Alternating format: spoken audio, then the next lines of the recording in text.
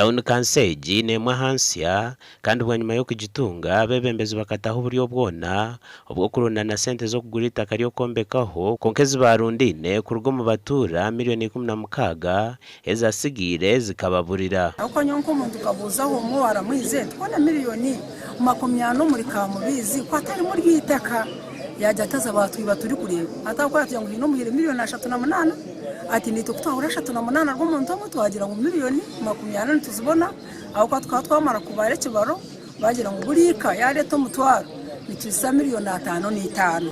wasa ikirizana utereze itaka ninga tukirizana tuturaro bombo batwine menzara yajati atejo kingiza ikirizana nacho atithangu nonga kuza kuntereza itaka bwanyuma yaba kuremwa sente mukama witaka katwara kanso hamwe nabebembezo mukoti ariko ngo bamushashure sente ze konkana hati tibakazitungaga prezike kuteka cheka shanelele kokonka bazangara marabache kuko mutabone kanso wakuja wajeshi ya gitaho nimo kutakajira takachi cyo kigambira aba parliament wano yubulira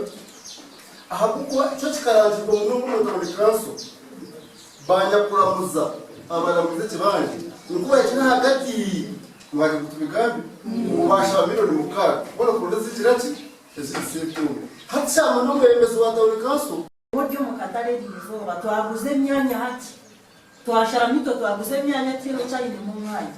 owakanya kahango ngo tujwaro arinde mitware owakatebo kenyanya ateho bani kumisha bani kumita ezedi wadiyazi aba wahati bari nibetekateka kutaho fundraising okurebe sentezi okuzirarundanwe sente zo kutabuzakuye kwakwiriye bacane nyuma y'itubona rero